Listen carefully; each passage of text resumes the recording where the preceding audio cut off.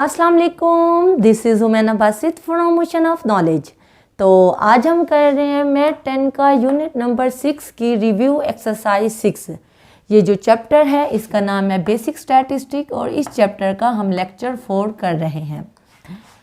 तो question number 1 है MCQs. MCQs multiple choice question, ऐसे क्वेश्चन जिसमें आपके पास 4 ऑप्शन दिए हुए हो, मल्टीपल चॉइसेस गिवन हो, उन क्वेश्चन को एमसीक्यूज कहा जाता है। और ये क्वेश्चन आपके ऑब्जेक्टिव पेपर में आते हैं जो एक स्टेटमेंट का टोटल 1 नंबर होता है। 15 नंबर के ये क्वेश्चन आते हैं। तो क्वेश्चन नंबर 1 का फर्स्ट पार्ट है अ ग्रुप्ड फ्रीक्वेंसी टेबल। ऐसी फ्रीक्वेंसी जो ग्रुप्ड हो उसको क्या कहते हैं, इज आल्सो कॉल्ड। देखें, आपके पास यकीनन बुक मौजूद होगी, आपने बुक को खोला हुआ होगा, उसके नीचे आपको 4 ऑप्शन नज़र आ रहे होंगे ए बी सी डी। देखें, मैंने वो 4 ऑप्शन नीचे नहीं लिखे।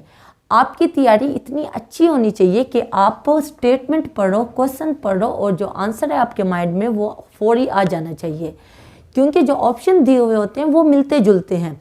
आप जब क्वेश्चन पढ़ते हो और क्वेश्चन पढ़ने के साथ ही आप ऑप्शंस देखने लग जाते हो तो आप कंफ्यूज हो जाते हो और वो आपके नंबर काट देते हैं, ठीक है ना, क्योंकि कंफ्यूज हो के आप गलत मुलत लिख देते हो। तो मैं ऐसा बिल्कुल नहीं चाहती। A grouped frequency table is also called. आपको पता है ये जो ग्रुप्ड होती है, ये जो इस तरह हम टेबल बनाते हैं, या हमारे पास क्लासेस होते हैं, या हमारे पास फ्रीक्वेंसी होती है, या मिसाल के तौर पर क्लास बाउंड्रीज होती है, यहाँ समेशन, इसका समेशन लेते हैं, इसका समेशन लेते हैं। तो इस तरह की जो शक्ल होती है उसको हम कहते हैं फ्रीक्वेंसी डिस्ट्रीब्यूशन। जो फ्रीक्वेंसी टेबल है ग्रुप्ड में है, जो ग्रुप्ड में है, क्योंकि एक जो क्वेश्चन आपके होते हैं वो अनग्रुप होते हैं, जो 5, 6, 7 या एक बार डाटा दिया हुआ होता है तो ये डाटा अनग्रुप होता है, क्योंकि ये बाकायदा डिस्ट्रीब्यूशन नहीं बनी हुई, बाकायदा टेबल नहीं बना हुआ, ठीक है ना। तो जो ग्रुप्ड टेबल होता है, ग्रुप्ड फ्रीक्वेंसी होती है, जो इस तरह के टेबल बना हुआ होता है, कॉलम्स 2 या 3 बने हुए होते हैं, उनको हम कहते हैं फ्रीक्वेंसी डिस्ट्रीब्यूशन। तो जहाँ पे फ्रीक्वेंसी डिस्ट्रीब्यूशन खड़ा होगा वो ऑप्शन ए हो, ऑप्शन बी हो या ऑप्शन सी हो, आपने वहाँ पे टिक लगा देना है, ठीक है ना। फ्रीक्वेंसी डिस्ट्रीब्यूशन जहाँ पे खड़ा होगा वहाँ आप टिक लगा देना है, तो आपका 1 नंबर पक्का हो गया, ठीक है ना। उसके बाद सेकंड पार्ट को देखें। A histogram is a set of adjacent. अब हिस्टोग्राम आपको पता है, आपने देखा होगा, मैं आपको बुक में भी दिखा देती हूँ। वो इस तरह की होती है, एक आपके पास ऐसे रेक्टेंगल बनी हुई होती है, फिर दूसरी होती है, फिर तीसरी होती है, चौथी होती है। तो ये सारे क्या बने हुए हैं, ये रेक्टेंगल। रेक्टेंगल इस चीज़ को रेक्टेंगल ही कहते हैं जिसकी लेंथ और विड्थ सेम हो। देखें, तो ये भी तो रेक्टेंगल बने हुए हैं, ऐसे ही है ना। एडजेसेंट होता है कि जो मिले हुए हैं, ठीक है ना। तो एक के बाद दूसरा, दूसरे के बाद तीसरा, तीसरे के बाद चौथा, चौथे के बाद पांचवा। मैं आपको बुक में भी दिखा देती हूँ ताकि आपको अच्छे तरीके से आपको कंसेप्ट क्लियर हो जाए। ये जो मैथ की बुक 10 है, इसमें पेज नंबर 111 पे, पेज नंबर 111 पे ये आपको जो डायग्राम नज़र आ रही है ये इस हिस्टोग्राम है। और ये देखें रेक्टेंगल ही बने हुए हैं और एडजेसेंट रेक्टेंगल्स हैं, ठीक है ना। बात समझ आ गई। तो histogram is a set of adjacent rectangle. जहाँ पे रेक्टेंगल का ऑप्शन होगा वहाँ पे आपने टिक लगा देना है। उसके बाद थर्ड में देखें, a frequency polygon is many sided. ये भी मैं आपको इसमें दिखा देती हूँ ताकि आपको समझ आ सके। पेज नंबर 115 पे ये आपके पास पॉलीगॉन बनी हुई है। ये जो आपके पास डायग्राम बनी हुई है ये क्या है, ये एक क्लोज्ड फिगर है। क्लोज्ड फिगर है ना, क्लोज्ड कैसे है देखें, यहाँ मैं आपको करके दिखा देती हूँ। ये इस तरह की है और ऐसे ऐसे। अब ये देखें, ये मैनी साइडेड है, एक साइड है, दूसरी साइड है, तीसरी साइड है, मैनी साइडेड है, कोई हद नहीं है। और उसके अलावा ये क्लोज्ड है। देखें, यहाँ से लेके यहाँ तक कहीं से भी ये ओपन नहीं है, तो ये क्लोज्ड फिगर होगी। तो जहाँ थर्ड में आपके पास क्लोज्ड फिगर का ऑप्शन होगा वहाँ पे आपने टिक लगा देना है, ठीक है ना। उसके बाद फोर्थ पार्ट को देखें। Cumulative frequency table is also called. अब ये याद करने वाला, इसमें समझने वाला कुछ नहीं है। क्यूमुलेटिव फ्रीक्वेंसी टेबल, तो ये भी आपकी पेज नंबर 115 पे ही नीचे लिखा हुआ है। ये लेस देन फ्रीक्वेंसी टेबल भी, less than cumulative frequency distribution भी कहते हैं क्यूमुलेटिव फ्रीक्वेंसी टेबल को, और ये पेज नंबर 115 है। ठीक है, उसके बाद ये अगला जो है हमारे पास 5th part, in cumulative frequency polygon frequencies are plotted against, ये भी बस आपने याद ही करना है। वो कह रहे हैं क्यूमुलेटिव फ्रीक्वेंसी पॉलीगॉन जो फ्रीक्वेंसीज हैं उसके जो प्लॉटेड हैं अगेंस्ट, तो ये पेज नंबर 116 पे है। ये मैं आपको दिखाती हूँ, ये देखें, ये जो लिखा है plot the points for given frequency corresponding to the upper class boundaries, ये जो अपर क्लास बाउंड्रीज लिखा हुआ है ये आपके ऑप्शन में होगा। तो आप क्या लिखोगे, अपर क्लास बाउंड्रीज, ये ऑप्शन दिया हुआ है और ये पेज नंबर 116 है। तो ये जो 6 पार्ट है इसमें वो ये कह रहा है कि आपके पास डाटा दिया हुआ हो 5, 6, 7, तो अरिथमेटिक मीन कैसे निकलेगा, 5, 6 और 7 को ऐड करके किस पे डिवाइड करेंगे, 3 पे, क्योंकि टोटल 3 नंबर्स हैं। तो यही लिखा हुआ है, study by dividing the sum of all values के सम को डिवाइड करोगे किस पे, by the variable by their कितना नंबर। तो नंबर कितने थे, टोटल 3 ऑब्जर्वेशन थी, 3 दिए हुए था, तो अरिथमेटिक मीन पे उसी पे हम डिवाइड कर देंगे। उसके बाद हम 7th पार्ट को देखते हैं। यहाँ उसने दिया हुआ है deviation from any constant, deviation from mean भी होता है, डेविएशन फ्रॉम कांस्टेंट भी होता है। तो ये जो हमारे पास 7th पार्ट है, a deviation is defined at difference of any value of variable from constant, क्योंकि ऑप्शन 3 हमें दिया हुआ है, एक सम दिया हुआ है, एक हिस्टोग्राम दिया हुआ है और एक कांस्टेंट दिया हुआ है। तो हमारे पास कांस्टेंट जो है वो हमारे पास ठीक आंसर है।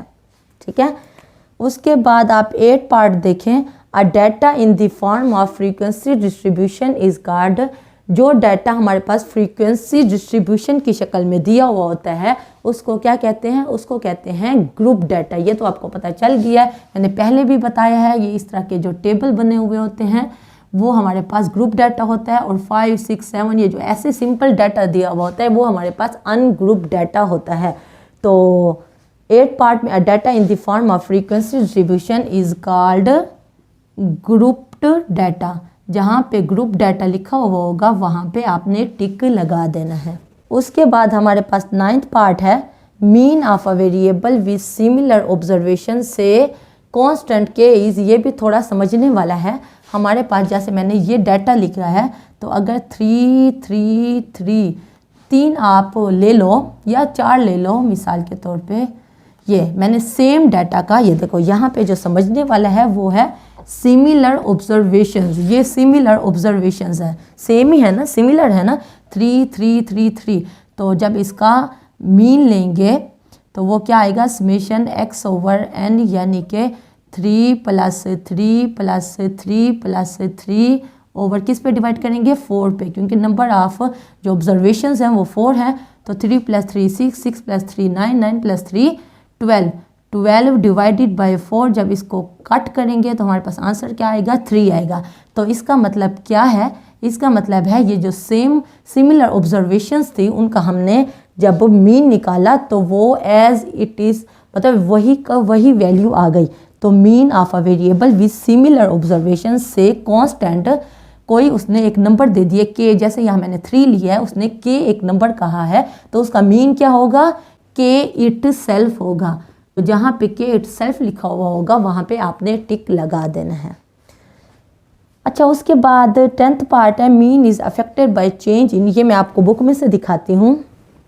तो बुक में आप पेज नंबर 130 खोल दें, मैं आपको दिखाती हूँ। तो देखें ये पेज नंबर 130 पे ये हमारे पास एक एग्जाम्पल दी हुई है, एग्जाम्पल 2। तो उसमें ये जो x दिया हुआ है ये तो x है, लेकिन ये जो y दिया हुआ है x + 5, ये हमारे पास क्या है, ओरिजिन। ठीक है, ये हमारे पास ओरिजिन है, और ये जो z दिया हुआ है ये हमारे पास स्केल है, और ये जो हमारे पास दिया हुआ है ये डेविएशन है। ये क्या है, ये डेविएशन है। 4 टेबल दिए हुए हैं, पहला हमारे पास x का दिया हुआ है, जो दूसरा y = x + 5 है, ये हमारी ओरिजिन है। ठीक है ना, और ये हमारे पास जो z = 10x है, ये हमारे पास स्केल है, और यहाँ x माइनस एक्स बार जो है ये डेविएशन है। हमने क्या किया है, x में से यानी ये जो हमारे पास x दिए हुए हैं 4, उसमें 5 को ऐड किया है। इस 5 में 5 को ऐड किया तो 10, 8 में 5 ऐड किया तो 13, 6 में 5 ऐड किया है तो 11, 2 में 5 ऐड किया है तो 7। तो फिर हमारे पास ये स्केल आ गई है। वो स्केल इसे कहते हैं जिसमें हम मल्टीप्लाई करते हैं। तो 10 को हमने मल्टीप्लाई कर दिया x से, तो 4 को 10 से मल्टीप्लाई किया तो 40 आ गया, 5 को 10 से मल्टीप्लाई किया तो 50 आ गया, 8 को 10 से मल्टीप्लाई किया 80 आ गया। और ये हमारे पास स्केल आ गई, ये वाला कॉलम।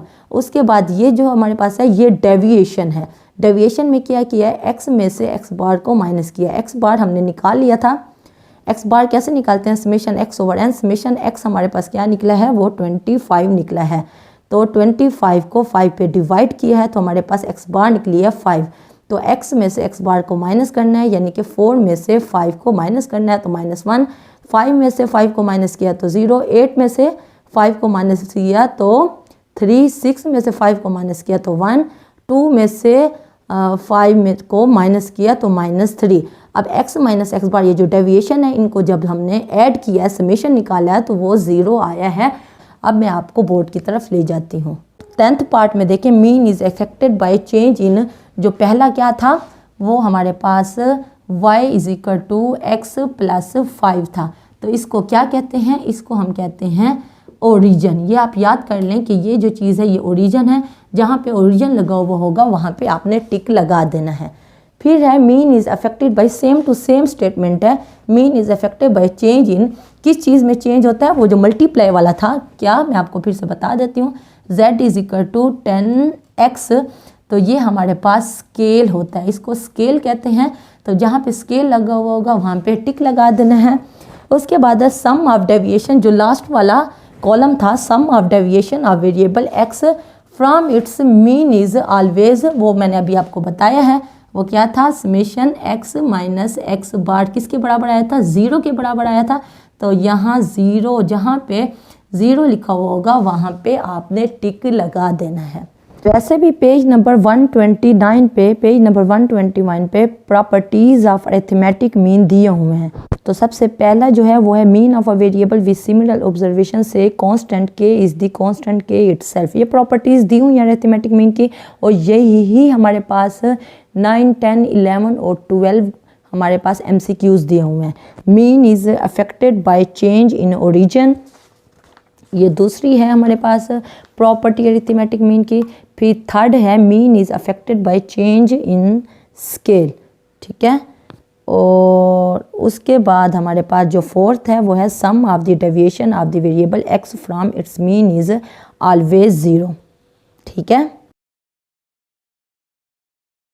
उसके बाद हम आ गए पेज नंबर 143 पे। ये बहुत ही आसान थे तो मैंने कहा आपको बुक से ही बता दूं। The nth positive root of product of the x1, x2, x3 to xn observation is called.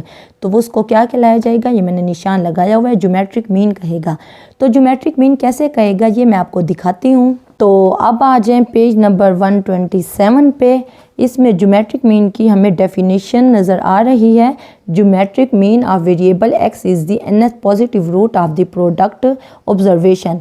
तो ये आपको पता है, ये हमारे पास ज्योमेट्रिक मीन का फार्मूला है। उसके बाद फिर से हम पेज नंबर 143 पे आ गए। यहाँ पे हमारे पास जो हमारे पास 14 है वो है the value obtained by reciprocating the mean of the reciprocal of x1 observation is called. आपको पता है हार्मोनिक मीन जो होता है वो रेसिप्रोकल होता है। तो यहाँ रेसिप्रोकलिंग की बात है तो आपने हार्मोनिक मीन के ऊपर टिक लगा देना है। तो ये पेज नंबर 128 पे हार्मोनिक मीन की हमारे पास हार्मोनिक मीन की डेफिनेशन दी हुई है, ऑब्टेन्ड बाय रेसिप्रोकिंग। और आपको पता है ये फार्मूला होता है हार्मोनिक मीन का, ये समेशन 1/x ओवर, यानी कि ये उल्टा हो गया, रेसिप्रोकल हो गया, n ऊपर आ गया और 1/x नीचे आ गया।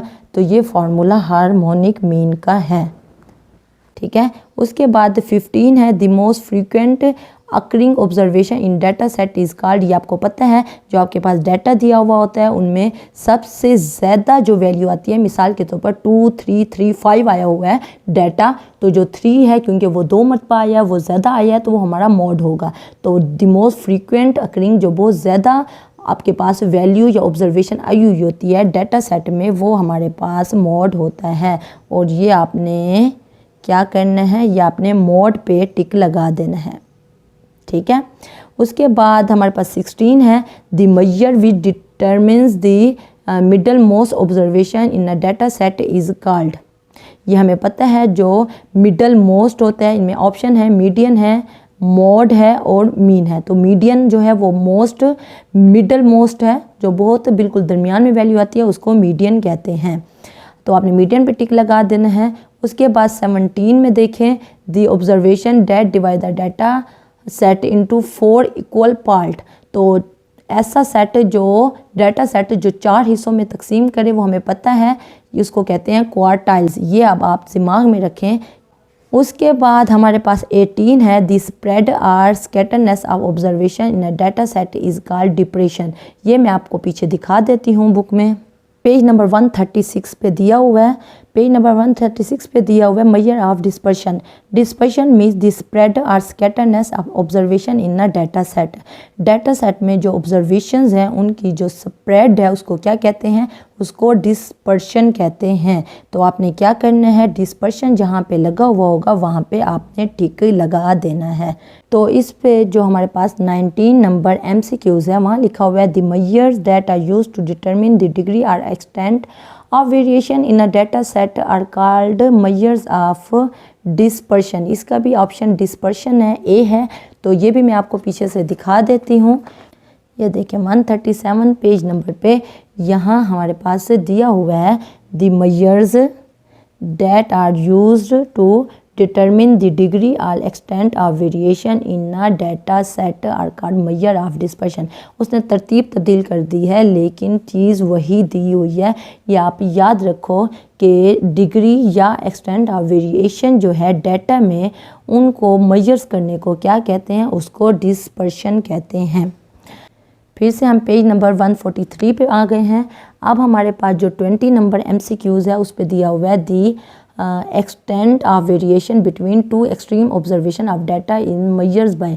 वो आपको पता है वो रेंज ही होता है। हमारे पास डाटा दिया हुआ होता है x maximum minus x minimum. तो ये हमारे पास रेंज होती है। जो हमारे पास डाटा दिया होता है सबसे बड़ी वैल्यू होती है, उसमें से हम माइनस कर देते हैं सबसे छोटी वैल्यू को। The extent of variation between 2 extreme observation. जो ऑब्जर्वेशंस दिए हुए थे, जो डाटा दिए हुए थे, जो एक्सट्रीम्स क्या हुए, एक जो सबसे बड़ी है और एक सबसे छोटी है, उनके दरमियान जो वेरिएशन है उसको मेजर करके क्या कहेंगे, वो उसको कहेंगे रेंज, ठीक है ना। उसके बाद 21 है the mean of the square deviation observation from their arithmetic mean is called. वो आपको पता है अरिथमेटिक मीन का मैं यहाँ लिख के दिखा देती हूँ, समेशन x माइनस एक्स बार का स्क्वायर ओवर n। ये हमारे पास वेरिएंस का फार्मूला होता है, ऐसे ही है ना। तो हमारे पास जो MCQ नंबर 21 है the mean of the square deviation, ये स्क्वायर डेविएशन है ऑफ x और पे उसने दे दी है observation from their arithmetic mean. तो अरिथमेटिक मीन से जो हम ऑब्जर्वेशंस का माइनस लेंगे, उनकी जो डेविएशन है, स्क्वायर डेविएशन है, वो उसको क्या कहते हैं, उसको वेरिएंस कहते हैं। ये हमारे पास वेरिएंस है। उसके बाद लास्ट पार्ट को देखें, the positive square root of mean of the squared observations of x observation from the arithmetic mean is called. तो वो जो था वो हमारे पास स्क्वायर डेविएशन है और ये हमारे पास स्क्वायर रूट है। तो वेरिएंस और स्टैंडर्ड डेविएशन में ये बस यही फ़र्क है, स्टैंडर्ड डेविएशन जो होता है वो हमारे पास स्क्वायर रूट में होता है और जो वेरिएंस है वो स्क्वायर रूट में नहीं होता, ठीक है ना। तो इसका ऑप्शन सी है। 22 MCQs का जो ऑप्शन है वो सी है, वो है स्टैंडर्ड डेविएशन। ओके, तो रिव्यू एक्सरसाइज 6 हमारी कंप्लीट हो गई है। MCQs मैंने आपको बड़ी डिटेल से करवाए हैं, बड़ी मेहनत से करवाए हैं। तो उम्मीद है आज का लेक्चर आपको पसंद आया होगा। उसके बावजूद कोई कन्फ्यूजन हो, कोई मसला हो, कोई बात समझ ना आई हो तो आप नीचे कमेंट में पूछना, मैं इंशाल्लाह नेक्स्ट क्लास में या कमेंट बॉक्स में उसका डेफिनेटली जवाब दे दूँगी। तो अगर आप मेरे चैनल पे नए हैं तो प्लीज़ मेरे चैनल को ज़रूर सब्सक्राइब करें, और अगर आपको मेरी वीडियो थोड़ी सी भी इंफॉर्मेटिव लगी है तो मेरी वीडियो को ज़रूर लाइक करें। तो फिर मिलेंगे नए लेक्चर के साथ। अल्लाह हाफिज़।